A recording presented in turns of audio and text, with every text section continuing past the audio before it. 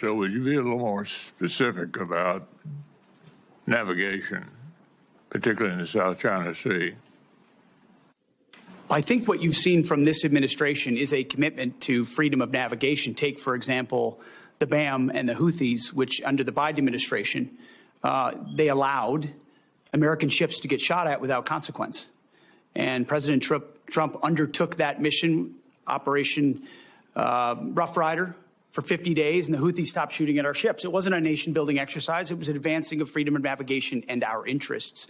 The same would pertain to any waterway in the South China Sea. American ships should sail freely. So should others in the international maritime sphere.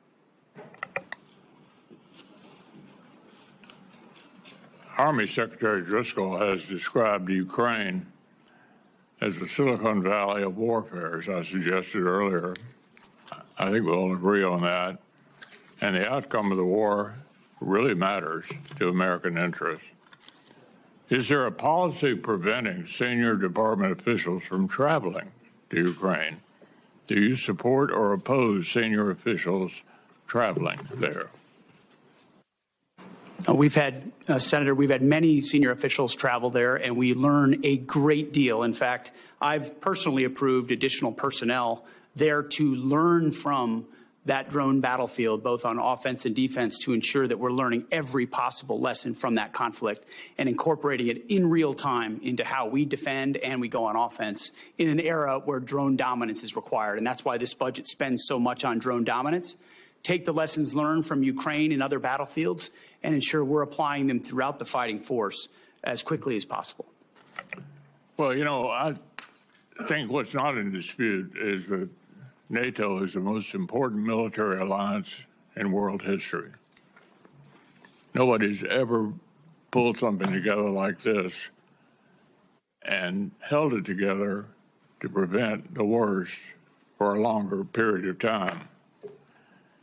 Basically, it seems to me that a lot of the European countries think that we're reducing our influence there, that they're sort of on their own, and somehow American leadership is not essential to NATO going forward.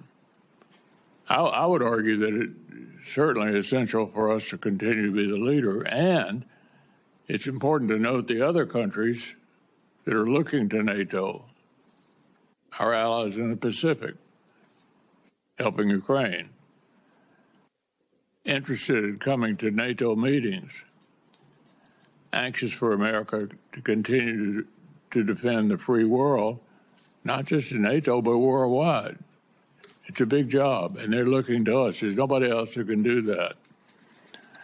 So what is the department's concise vision for the role of our allies and partners in defending America's global interests? Senator, our vision is to have real, capable allies and partners. I think that's what we've seen in Epic Fury. Israel's Air Force and their ability, will, and their capability is a demonstration to the world. There are other allies like that, and we need more of them. So flags are not the goal. The number of flags involved in an operation are not the goal. The goal is the number of capable formations who can actually fight alongside the American fighting man and woman. So it's not just us all the time. I saw that in Iraq. I saw that in Afghanistan. Our generation has experienced that. No administration has done more to ensure that our allies and partners realize that they need to step up so that we can amplify our capabilities. That's what burden sharing is all about. It's not just we carry the burden for other countries. It's other countries are capable of coming alongside us as well. But I also think Putin's invasion of Ukraine helped get their attention that they need to step up as well. And the president's been very clear about that. So they are headed in the right direction. What I'm worried about is which direction we headed in. I think it's very encouraging that European countries have stepped up to ensure that Ukraine can defend itself. I think that's a very good development.